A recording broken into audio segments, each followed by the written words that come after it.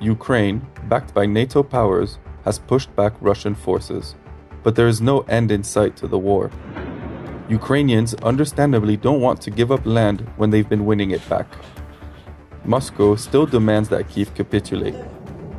Both Russia and Ukraine's Western supporters have avoided direct clashes, but there's still a risk of escalation between nuclear powers. 2 years after the last round of fighting, Armenia and Azerbaijan might be headed for another confrontation. Even more than in 2020, the balance of force favors Azerbaijan. Neither Russian nor Western-sponsored talks have brought the sides closer to an agreement. If talks fail, war could break out again. Protests have rocked Iran for months. Increasingly isolated, the regime has killed hundreds with its brutal response. Meanwhile, talks to revive the Iran nuclear deal have languished, even as Tehran's nuclear program continues to expand under limited international oversight. A storm is brewing over Iran's nuclear program. In Yemen, fighting is mostly on hold, though the formal truce between Houthi rebels and their adversaries expired in October.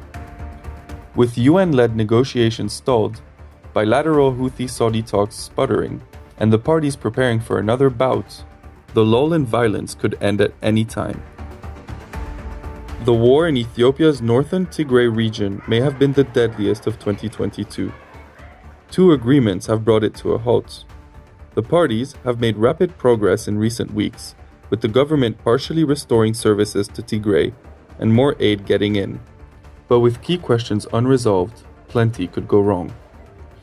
Much will depend on whether Tigray's forces disarm and Eritrean troops fully withdraw, and in what sequence. M23 rebels have re-emerged to wreak havoc in the eastern DRC. Kinshasa blames neighboring Rwanda, adding a dangerous dimension. An East African mission, led by Kenya, is trying to restore calm, but if it fails, the eastern DRC could again become the center of a regional proxy war. In the Sahel, governments in Burkina Faso, Mali, and Niger are struggling to contain Islamist insurgencies. Discontent in the army has fueled coups in Burkina and Mali. Outside interventions, led by France, are winding down amid widespread anti-Western sentiment. Russia's increasing involvement is sowing further tension between Western and some Sahelian governments. Since President Jovenel Moïse was murdered in July 2021, Haiti has been paralyzed by political gridlock and rampant gang violence. Services have collapsed. Cholera is spreading. Despite the controversial legacy of previous interventions, foreign troops may be the country's best hope.